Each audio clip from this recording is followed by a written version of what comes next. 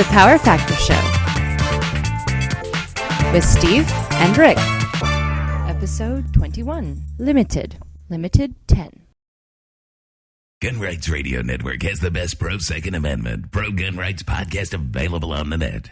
The podcasts are absolutely free when subscribing using iTunes or Zune Marketplace. Or if you want, you can just listen from the website. Make sure you visit gunrightsradio.com to subscribe. Podcasting freedom, one episode at a time. Hey everybody, welcome back to Power Factor. I'm Steve. I'm Rick. Sorry. So today we're going to talk about limited and limited 10 divisions. We've been kind of going through all the different divisions, different guns of the different divisions.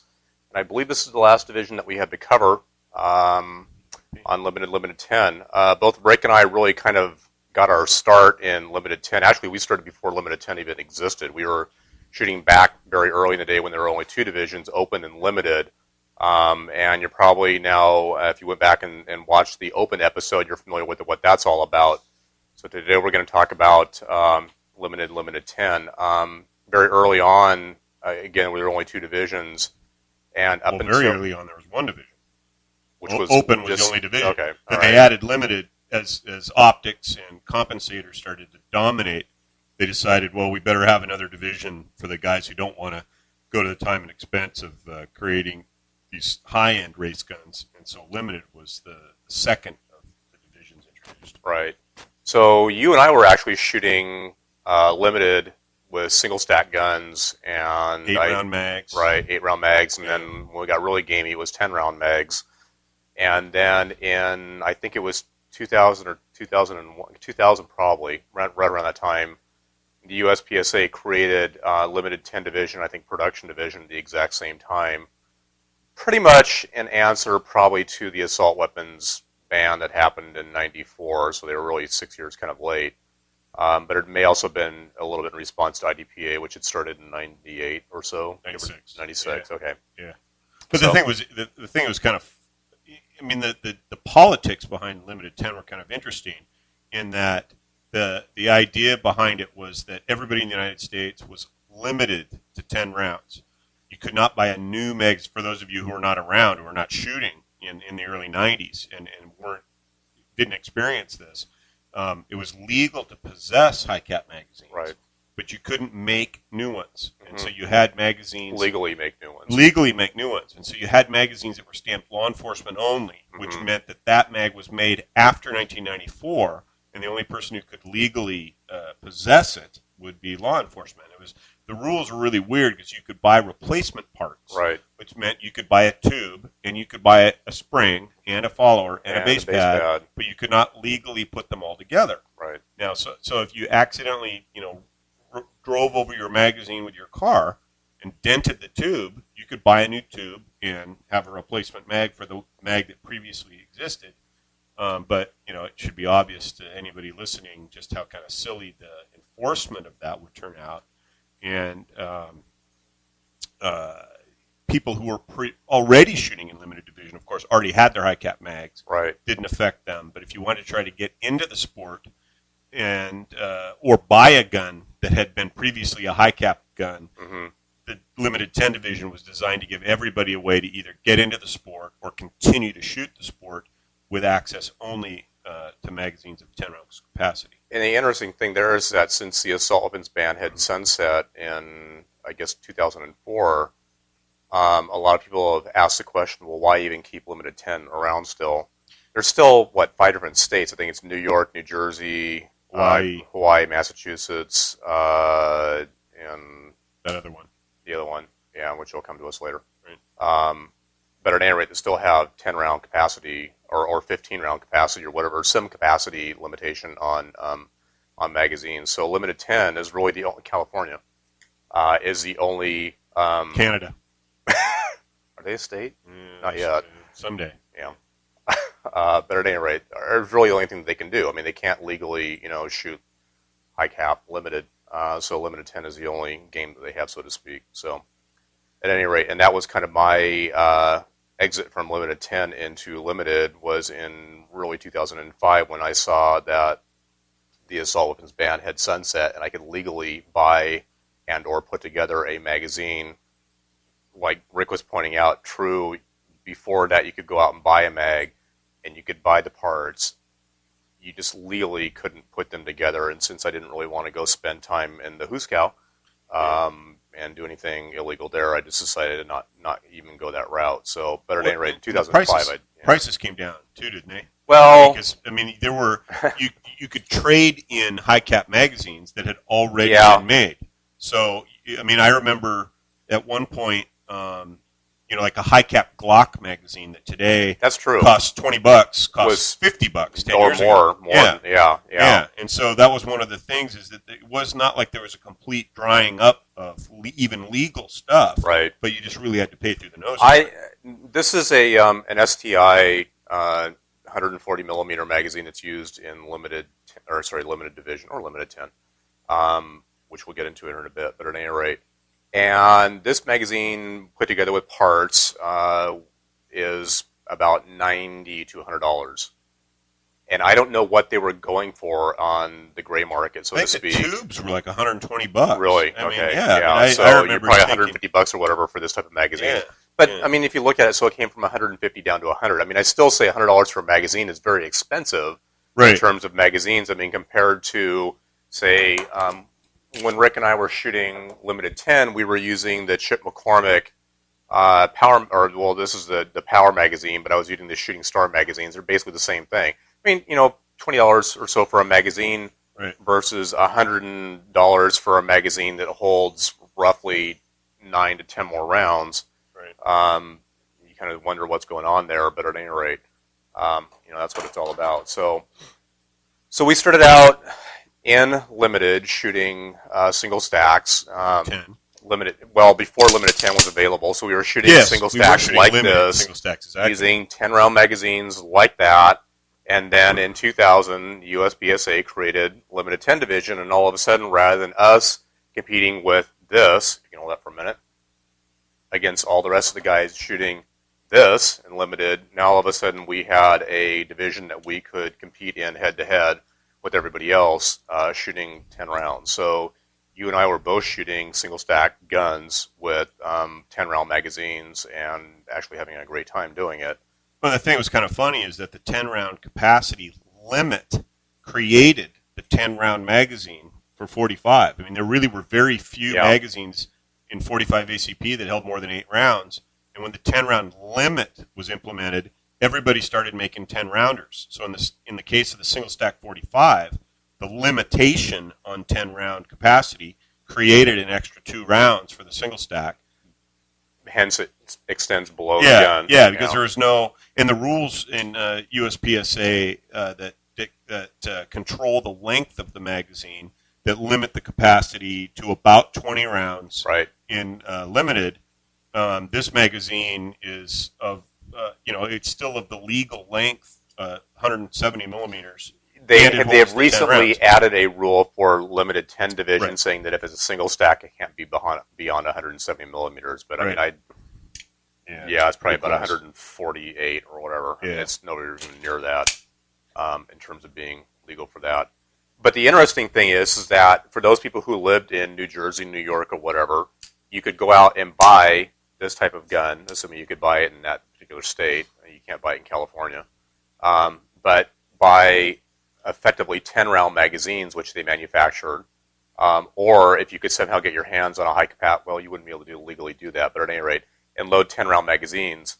So in other words, what I'm saying is that I could take this gun, which is set up for limited, and shoot it in limited 10 if I only load 10 rounds into the magazine. Yeah. So it works both ways. And it's kind of, I find it kind of interesting that in the states where you still have a 10-round capacity limit, there are high cap or wide body mags like this that have a spacer in them. They only hold 10 rounds. Mm-hmm. In the states where 10-round there's no 10-round magazine capacity limit, you'll find guys putting 10 rounds in their $150 magazines and shooting limited 10. A lot of time it depends on, especially at major matches like at nationals, they'll break the divisions up. Sometimes it seems to me in kind of an unnatural way. So like you might think all the high capacity divisions would compete together, let's say limited and open in one match, and then you would maybe put production in limited 10 and single stack in another match. But what they'll actually do is do something like put revolver and open in one match. And so what you'll find is that guys will shoot the same gun in limited 10 in one match, and then they'll shoot it in loaded to capacity in limited. And Right. so you don't have to change guns. You can shoot essentially the same match twice, get a practice run in the one division, and then when you're shooting it for real, you're using the same gun. And so people kind of take advantage of kind of manipulating that situation that allows a limited gun to be used in limited 10. A lot of guys will say, for limited 10, you really want a high cap gun anyway because it's easier to reload. And that's not true. It's easier to get the high. I mean, if you just compare. I mean, if you look at the size of the mag wells, and you look at this is about the biggest single stack mag well you can get, and so essentially you're trying to get a magazine that's about a half inch wide into an opening that's maybe, if you 3/4 of an inch on a double versus stack, a roughly the same half inch wide. but the into opening something is like an inch and a half. Right. But the thing is, and I got into this discussion, I'll call it that, with many people back when I was shooting a single stack in limited 10, and a lot of people would like to argue that this gun would give you an advantage in limited 10 over a single stack, and I don't buy into that. If you practice and you work on your reloads and you get it down, there is no difference in time, assuming you hit the mag well, and that comes from working on your reloads, of being able to reload a single stack gun just as fast as you would be able to reload a wide body gun. Now the only difference is that if you don't put the time into doing the practice and you miss the mag well slightly, it's a lot easier to miss and get it in than it is with that. So if you devote your time and devote yourself to practice doing reloads and everything, become a student of the game, so to speak, and work at it, there is no difference between trying to reload a single stack gun and a wide body gun in limited. So one thing I was also going to mention here that you had talked about in terms of somebody shooting limited and then limited 10, the nationals that Rick was kind of alluding to are set up such that they run back to back. So the stages will be, let's say, open or say limited revolver open or whatever for one match, which will run like one weekend. Right. And then all of a sudden the next 3 days will be limited and production or whatever division we haven't mentioned. Yeah, single. Well, that whatever. They'll split them up, run back to back, essentially the same stages. And that's two the or point. three divisions Right. one weekend, Right. and then the other 2 or 3 divisions. So you pretty much get a preview of the state. You literally get to run the whole entire match using your gun. And then, you get to run the whole entire match all over again with the stages being nearly identical with maybe a couple little tweaks put in here and there. So effectively that's, what Rick is talking about is that you're kind of really shooting the same match twice. Now, one of the things about, if you look at the development, there's a really rapid development in equipment in IPSA competition, even prior to the introduction of USPSA in 1983. Where the single stack 45 1911 style pistol dominated, and then it was determined that hey, you can make major shooting 38 Super and get a few more rounds in the magazine, saves you a couple of reloads over the course of fire, over the course of a match, you can get an advantage. Then they started in with the compensators, and then Para Ordnance introduced the high capacity 1911 conversion, which essentially was a frame that took a double stack magazine onto which you could install the parts from your existing single stack and really double the capacity. And that really started, kind of this revolution in the development of high cap pistols that was started by Para, but is now in limited division completely dominated by the modular STI 2011 SVI. Right, because at the same time that was happening, Virgil Tripp and Chip McCormick, I believe, were in the process of designing the modular frame, effectively plastic, as you like to call it, lower end. And this gun here, this is a STI Edge, and basically the whole entire grip here is all plastic. The only metal is basically the frame here and the slide. All the rest of this is all plastic down here, compared to a standard 1911 where it's steel all throughout. But it was really both guns, I think, or I should say Para and Tripp at the same time were really developing similar guns. I would probably say that in terms of competition, the STI SVI STI is Strayer Trip International, and SVI is Strayer Voigt International, effectively. The patent was owned.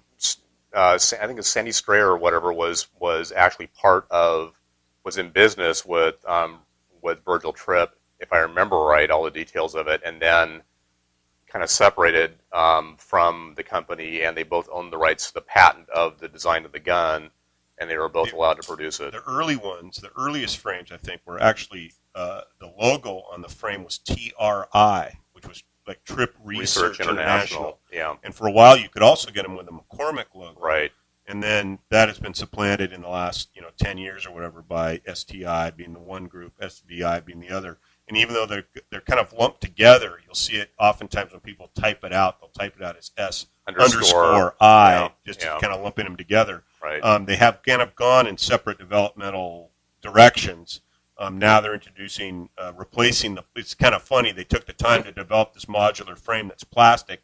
Now the latest thing is steel and aluminum lowers to attach so that you again have an all metal gun, but with the lower screwed onto the upper as it is on this plastic frame. Which really, in my mind, has not taken off. I haven't ever even seen one other than at the prize or the vendor area at a major match. Right. I mean, pretty much everybody who's shooting competition is going to be shooting the polymer grip frame gun. I haven't really seen too many of the aluminum. And one of the things when we were just, when we had our production show where we discussed all the guns for production and stock service pistol, we borrowed guns from our friends, kind of rushed around trying to find different examples. And tonight we were thinking, well, let's see if we can borrow some more guns. But really, this is the very picture of the limited gun. I mean, you just don't see much of a variation. You'll see things like some shooters like to drill holes in the slide to lighten it. They'll use short dust covers. They'll, various just little tweaks, cutting down, using a Dremel, but they also use like a soldering iron to melt different contours into the grip frame. But other than just kind of little tweaks to make the gun personally more comfortable for the individual shooter, this is essentially the kind of the cutting edge limited gun, and they all look like this. I mean, you'll occasionally see somebody... The cutting edge. Oh, the edge. Yeah. Yes, I planned that earlier. But you'll see the occasional person shooting something like, like a Glock 35 or a S or the Italian-made CZ derivatives. Right. But in the United States, I mean, this is the very face of limited division. Just about everybody is shooting that gun. The only variation that you'll see on this is that the Edge has what's called a full-length profile frame. So unlike a normal 1911 where you have let's do this. Yeah. Here's a standard short dust cover. Right. So it's a standard profile instead slide. of the dust cover being fairly short and thin, this dust cover is the same width as the slide, which you can't really see here, but it's the same length as the slide. So it adds weight to the base of the gun. Also, the slide is a full profile slide, so rather than having the stirrup cuts that you normally have on a 1911, this has a full profile slide. The variation that you'll see on this in limited division is you'll start seeing the standard length frame and a standard stirrup cut slide. And the idea there is that they're trying to get weight out of the gun, or at least reciprocating mass out of the weight out of the gun. So typically what will happen is somebody will start out with the standard frame, and then they'll maybe put a tungsten guide rod in there to add weight, which is not reciprocating as the slide is here. So it's little tweaks that are done, but basically, like Rick's pointing out, is that the look is very similar. There are going to be some variations onto it, but that's pretty much it. It's interesting, though, in that the full-length, I think I'm going to call this a full-length slide, full-length dust cover is very popular in Europe. People are shooting what's called modified there with these types of guns, are shooting the full-length dust cover, full-length slide guns. Evidently, they feel like there's an advantage to it, so at any rate. Yeah, and this is actually my limited gun. It's still kind of a work in progress, but it's got an all-steel frame rather than the modular frame, and it weighs, I bet it weighs 5 or 6 ounces, probably more than Steve's. And, there's 41 ounces on this. There's certain things you can do to change the weight. Like Steve said, the full-length guide rod made out of steel, full-length guide rod made out of tungsten, kind of move the weight around in the gun, but this gun is just always going to be heavy because it's got the all-steel frame rather than the plastic lower on the STI and SBI guns. Now, the other interesting thing also is that pretty much in limited division, 40 caliber is king there. And the reason is that the magazine capacity, or the magazine, is limited to 140 millimeters. That's, in terms of the maximum length, that's it. So it's pretty straightforward that in terms of the number of rounds that you can put in a magazine, obviously the smaller the diameter, the more rounds you can get in the magazine, and 45 being bigger than 40. And since both 45 and 40 score major power factor, 40 caliber is the preferred caliber in limited division. So you're going to find pretty much everybody in limited division is shooting basically 40 caliber, unless there's somebody like you who want to shoot. This is a 45, right? Actually, Steve, your mags are 40 caliber and hold 20, reloadable 20. Yep. So this is a 45 mag, and it's a reloadable 18 rounds. Some people are so sure that an extra couple of rounds are worthwhile that they will have their mags tuned. They will buy a special custom designed tube that will add one more round. They've got 21 rather than 22 in their mag. I decided I just didn't feel like reloading for a different caliber than I'm reloading already. And since I'm used to shooting 8 rounds or 10 rounds, an 18-round mag seems like a bottomless mag. So I don't feel like I'm down 2 rounds. I feel like I'm up 8 or 10 rounds. So the fact that I'm short by shooting a 45 doesn't really bother me too much. You can get this in either a Para-Ordnance P14, or this is actually a Springfield Armory high cap, which uses the Para-Ordnance mags. But it's an interesting point there in terms of mag capacity is that, yes, my mags will hold. I have 2 different mags that are run. One holds 20 and the other ones hold 19. And there is a company, and I don't recall who it is, but I want to say it's ResComp, but I could be wrong on that. But at any rate, they made tubes that were thinner than your standard STI tubes, and they'll hold one more round, and they cost like $150 or whatever for the tube. Right. And so it holds 21 rounds. And we went to the Nationals a couple of years ago, and there was a stage that was 21 rounds or whatever the case is, and the guy that had 21 rounds in his gun, 20 in the mag, 21, I think it was 22 rounds. Yeah, so he had 20, one more than everybody else. Exactly, one more than everybody else, and he didn't have to do a reload, and I did. Right. And but you'll often find on a course of fire, a 22-round course of fire, that there's some place to reload with little penalty. And that's the advantage of the extra capacity. It's not so much you can fire 22 without reloading, but it gives you the flexibility of choosing essentially anywhere you want to reload. Right. I've actually been caught out just because I had 18 rather than 20. So there is a difference, but most courses of fire, there's places to reload where the time penalty is very minimal. So one of the other things here in terms of limited 10 is that it's not just that you can go off and do anything to your gun like open division. It's limited. To a certain degree. But the real limit is that just so that you couldn't come out and come up with some whiz-bang thing and say, I'm going to start shooting this. The USPSA at one point required that you had either 1 year's production or a quantity of 1,000 or 2,000 or whatever the number was in terms of items out on the market. So you had to either meet the 1 year or quantity number. And they had since dropped the 1 year requirement and said that if you can produce, and I think right now the number is 500. So if you can produce 500 of the guns or 500 of the items or whatever it is, then it's then legal in limited or limited 10 division. So as an example, SVI came out with something called the sight tracker a few years ago.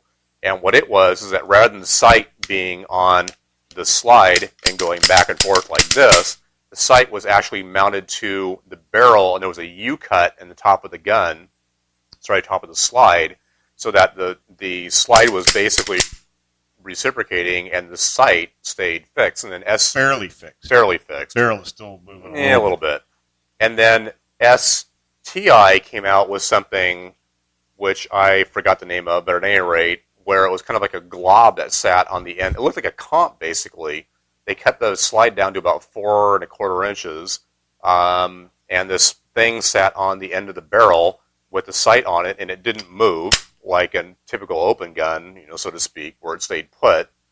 It didn't do so well. I think STI ran that for a couple of years and quit manufacturing it. Another company has recently come out with something very similar to that, and it kind of attaches to the lower dust cover here and comes up, and the sight is fixed. And it looks like, to me at least, without actually having seen one, but the slide reciprocates underneath this thing that sits on the gun. Yeah. The idea is that if your eye is supposed to be tracking the front sight, and if the front sight is not moving with the slide, being the worst case, not moving with the barrel being the second best case, it's just static out there on the end of the frame, you have an easier time tracking that front sight between shots. One of the problems, of course, of mounting the sight separate from the slide or from the barrel is if there's any play amongst those components, it's going to throw your accuracy off. So if you've got the sight mounted on the barrel, that's pretty ideal. Slide probably second best, but if it's mounted apart from either one of those and your fits aren't exactly right, then any play in the various components is going to throw your accuracy off because your sight is not mounted on anything that's actually determining or controlling the accuracy of the gun. And I've had a chance to actually shoot one of the SVI sight trackers before, and to be honest, I really didn't see it being that big of an advantage. It's not like one of those like, oh wow, I got to have one of these. It's just kind of like, okay, this is different. But I really think that your mind kind of figures things out after a while of what works. And yeah, initially it may seem really different, but after a while it's not going to be too much different. To be honest, the other thing is that in terms of reciprocating the slide, yes, the sight is going back and forth, but if the gun shoots fairly flat, and most of these things do, you're not really losing the front sight, even with a sight on the slide. So, one of the things we mentioned too is that this gun is called the Edge. It's actually a stock gun in this configuration. 10 or 15 years ago, if you wanted a cutting-edge limited gun, you'd have to go to a gunsmith and have them build it up with all the features on it that you want. And now makers like STI are essentially producing these guns and selling them over the counter with all the cutting-edge stuff already on it. The fitted barrel, ambi safeties, and you actually got this from Dawson, and they'll further tune it to exactly the configuration that you Dawson, like. Well, actually, that's an interesting point. Dave Dawson was actually the lead engineer and designed the Edge when he worked at STI, and then since left STI. But yeah, I bought this from Dawson Precision. Dawson at one point made something called the Super Tuned Edge, and I think Brazos makes something called the Super Tuned Edge right now also. And basically, it looks a lot like this. It has, I believe it's a hard chrome gun. They go through and they do the trigger group. They replace the front sight with a fiber optic front sight. And I think stick the Dawson or some sort of a large magwell on it. So this is effectively very close to a super tuned. I've done a trigger job on it, so rather than breaking it, whatever it came from the factory, it breaks at roughly 2 pounds now. I've done some other work to it. But if you want a gun like that, you can go to the gun store and get one, or have it ordered. Yeah. Rather than having to buy a box of parts, take it to a gunsmith and have them put it together. Yeah, a super tuned Edge right now is probably going to be about $2,400, give or take. A standard Edge right now is going to be about $1,900, give or take, in blue. So at any rate, yeah. Now this is more the old school limited gun in that it started out as the Springfield GI high cap. It had the tiny little GI sights, didn't have a beaver tail.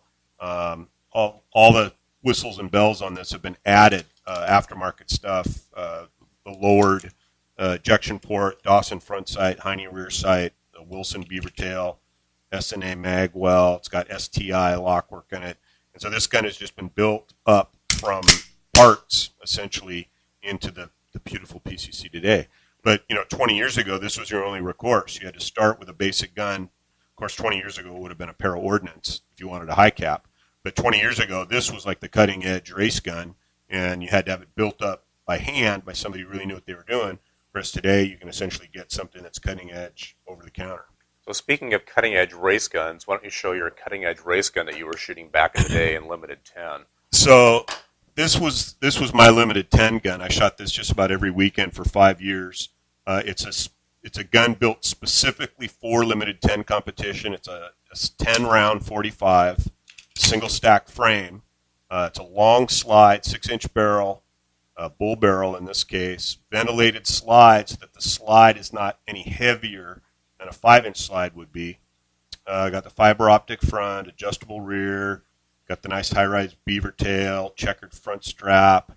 This is the Caspian race-ready frame that's got the magwell cast right into the frame. And if you've been watching the show, and when I mention this is my gun, you'll see, boy, Rick, you don't have a magwell on your gun, and oh, Rick, you don't even have a beaver tail on your gun. Well, this is about the trickiest gun I'll probably ever own. It's got every cool modification that pretty much you can put on it, but it's in the form of a single stack 45 instead of a high cap. So this gun is really purpose built just for limited 10 competition. And if you're only going to shoot 10 rounds and you still want all the bells and whistles, you can't beat it.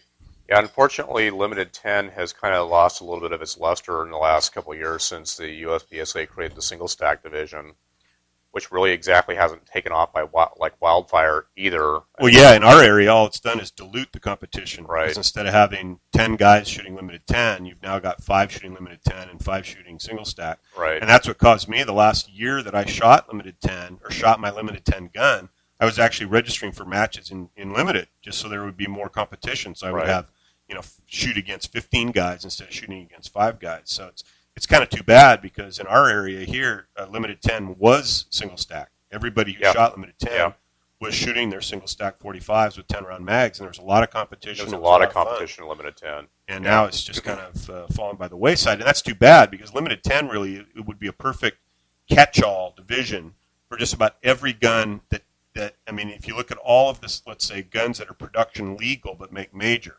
all the Glock 22s Glock and 35s, 35s, all these 40 caliber XDs, M&Ps, any of the... Basically the same as 40 caliber. Yeah, anything that's 40 or 45 caliber, you can shoot it in limited 10. So I think, it really could be a really competitive division with a lot of different gun types, but instead people tend to, just kind of move away from it, and that's kind of too bad.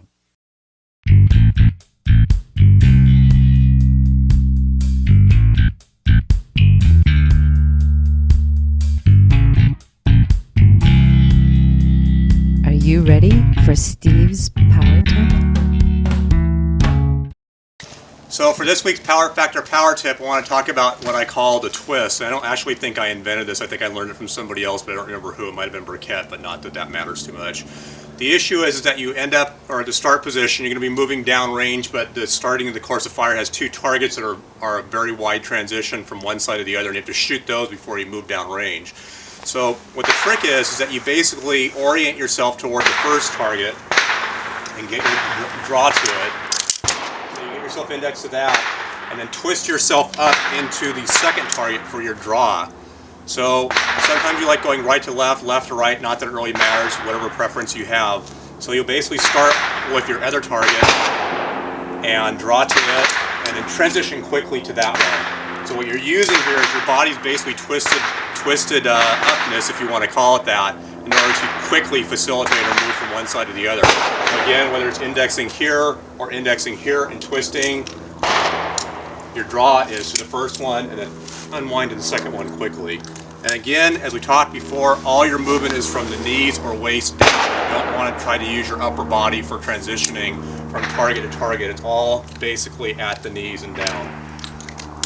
So that's one tip or one trick for me with being able to deal with wide transitions on targets. So if you've enjoyed our show today, may we request, if you so choose, to donate to keep Power Factor Show on the air. It is a labor of love. Well, it's not like we're going anywhere, but we don't make any money on this. It actually costs money. The microphones and everything, the lighting and everything costs money, and we do it for fun. But if you like the show and if you feel like contributing would keep the show on the air, we've constantly tried to improve the quality of the show, the visual quality. We're working on the audio quality.